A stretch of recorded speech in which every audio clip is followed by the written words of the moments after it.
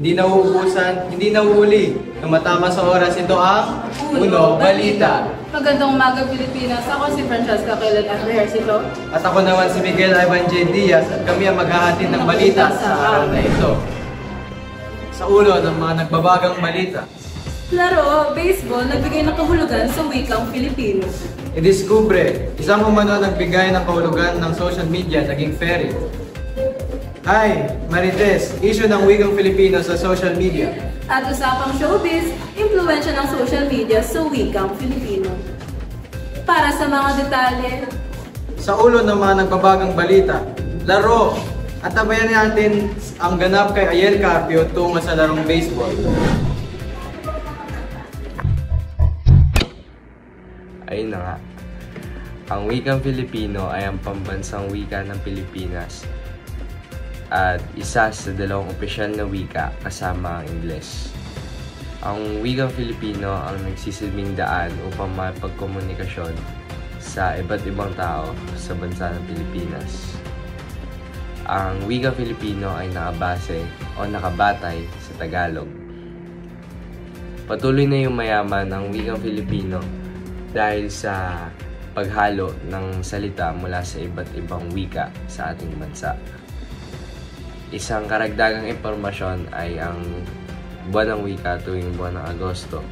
Tuwing buwan ng Agosto ay ginugunita ang buwan ng wika upang mabigyang halaga ang wikang Filipino. Salamat naman sa iyong magulat-gulat na pagbati. Diyan naman tayo sa iyo, Cheska. talagang nakakagulat nga. Pero pagpatuloy na natin ang segment na ito na i-discover. Ano nga ba ang nakalap mo, Miguel Diaz? Ito na nga, pag narinig natin ang social media, palagi natin naiisip ang mga cellphone, Facebook at iba pang teknolohiya. Pero ang social media, isang platforma kung saan pwede makibahagi at mag-send ng mga impormasyon ang iba't ibang tao sa paggamit ng internet. Ang layunin ng social media ay kumukonekta ng iba't ibang tao na gumagamit sa internet at mga social network. Tukol naman sa kasaysayan ng social media ay noong 1990s, nagsimula ang social media sa mga platform 6 Degrees, GeoCities at Classroom.com. Ang 6 Degrees ay ang unang online serbisyo na mayroong mga feature tulad ng mga profile, isang listahan ng mga kaibigan at iba pa. Ito ang pinakaunang social networking site noong 2000s. Ang mga platform na tulad ng Facebook, Friendster, MySpace, YouTube at Twitter ay ang nakakatulong na palakihin ang social media platforms noong at saka noong 2023, halos 4.8 billion ang gumagamit ng social media sa ngayong araw. I feel the power of the ocean, connecting with the deepest part of me. Serenity underwater emotion. Suddenly I'm soaring through the sea. It's a rush of wonder.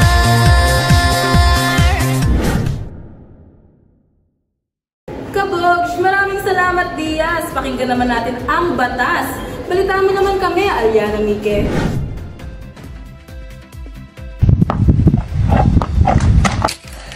Estudyante nga pala ako.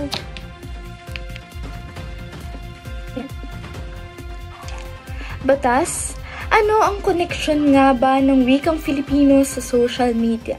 Sabi dito, ang wikang Filipino sa social media ay nagpapakita ng koneksyon sa pakikipagtalastasan ng mga tao sa modernong mundo ngayon. Araw-araw tayong nakikipagtalastasan, nakikipag-usap sa mga tao gamit ang social media. Kaya naman dun pa man ay makikita natin ang koneksyon dito sa mga ating sinasabing lengguwahe, katulad ng wikang Filipino, ay ito ang nagiging daan natin upang maipaliwanag natin ang ating gustong sabihin, ang ating pananaw, ideya, at ating kinalalagyan. Kaya naman, ayun ang koneksyon ng wikang Filipino sa social media. Gayon din, ito din ay makakatulong para mapaunlad ang ating wika. Kaya naman, ito ay napakahalaga para ating bigyang pansin. Salamat sa iyong ulat, Mike. Mga susunod na pangunahin. Hi, Marites! Issue ng wikang Filipino sa social media at usapang showbiz. Impluwensya ng social media sa wikang Pilipino. Abangan dito sa Uno Balita.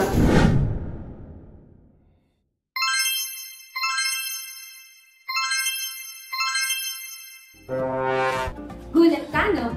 Narinig niyo na ba ang mga salitang butch? O kaya omsim? O kaya aesthetic? Ito ay halimbawa ng wikang Filipino sa social media, ang balbal ng Henerasyon Z. Ayon sa artikulo ni Lovely Quizol na Is Gen Z Slang a New Form of Filipino? Na nagsasabi na ang Henerasyon Z o ang balbal ng Henerasyon Z ay maaaring nagiging evolusyon na sa ating lengguwahe. At isa pang halimbawa nito ay ang pagkakaisa natin sa social media. Sapagkat malayo man tayo sa isa't isa, ngunit gamit ang social media at ang iisang wika, tayo ay nagko-connect sa isa't isa. At ang paborito kong halimbawa nito ay ang mga anunsyo ni John Vic Remulla. Huwag sanang maunahan ng chismis, ngunit ito ang Hi Marites, issue ng wikang Filipino sa social media.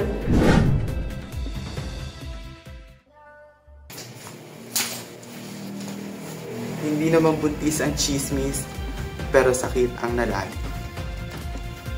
Ito ang issue ng wikang Filipino sa social media. Isa sa mga problemang ating tatalakayin ay ang pagkalimot ng ibang salita sa wikang Filipino. Ano nga ba ang problemang ito? Ang problemang ito ay tumutukoy sa pamamaraan natin ng ating pananalita. Ano ito?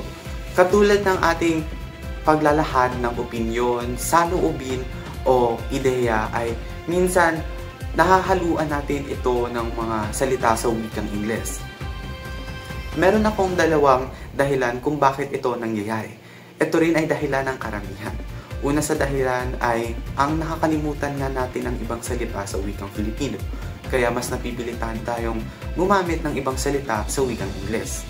Pangalawa sa dahilan ay ang mga salitang gusto nating sambitin ay wala sa wikang Filipino.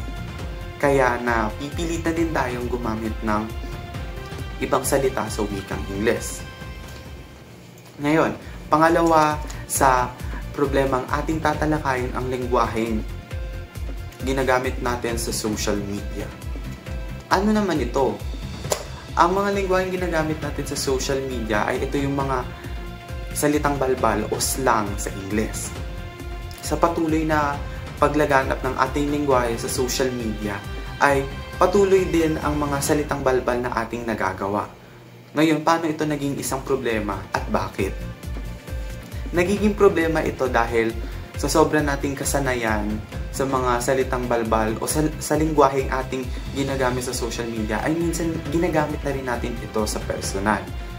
Sa pakikipagkomunika natin sa bawat isa, minsan ay ginagamit na natin ito. Bakit ito nagiging problema? Katulad sa pinakauna nating problema ay nakakalimutan na nating gamitin ang ating sariling wika. Na kahit ang salitang gusto nating sambitin ay kahit nasa wikang Filipino naman ay mas pinipili nating gamitin ang wikang Ingles o mga wikang na nagagawa natin o mga salitang balbal. Ngayon, ang problemang ito ay nagkakaroon din ng epekto para sa mga kabataang mas nakakabata sa atin. Ang epekto nito sa kanila ay may posibilidad na ang ibang mga salita sa wikang Filipino ay hindi na nila pag-aralan at mas maging bihasa na lamang sila sa mga salitang kanilang nakikita o naririnig sa social media. Ngayon, ang pangatlo sa problemang ating tatalakayin at huli ay ang pagkalito sa wika. Ano naman ito? Okay. Maaaring ang iba sa atin ay naguguluhan pa rin at nalilito sa paggamit ng ibang salita sa wikang Filipino. Maaaring dahil akala natin magkaparehas lang ang kahulugan ng isang salita ay ng dalawang salita, kaya ang sa tingin natin parehas lang ang kanilang gamit. Ngunit hindi. Katulad ng salitang nang at nang. Ang nang na NG ay ginagamit upang matukoy ang isang objektibo. samantalang ang salitang nang na NANG ay ginagamit upang tumukoy ng isang umuulit na kilos. Ngayon, bakit ito nagiging isang problema? Ang problemang ito o isyong ito ay nakaka-alarma dahil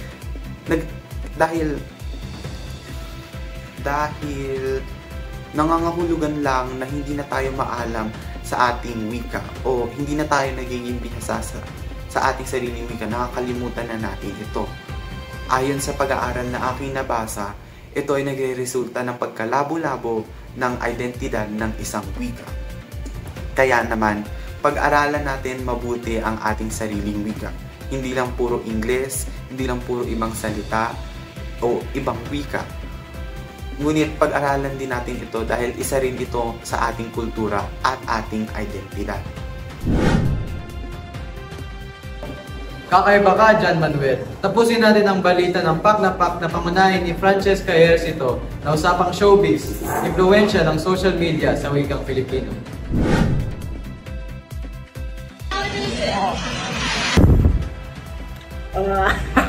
At talagang pak naman tayo ngayon. Pag-usapan naman natin ang impluwensya ng social media sa ating wikang Filipino. Una naman ay ang pagbabago sa wika.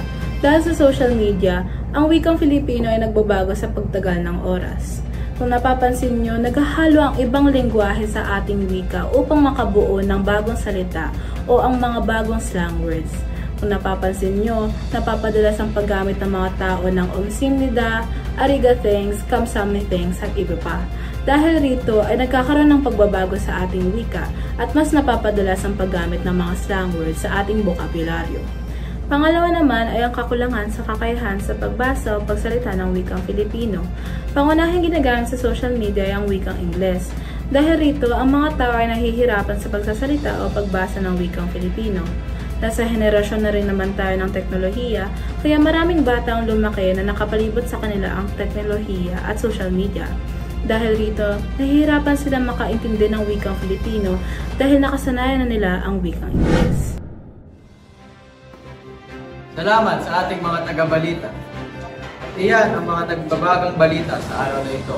Muli, ako si Miguel Diaz. At ako naman si Francesca Ejercito. Ito ang Unong Balita.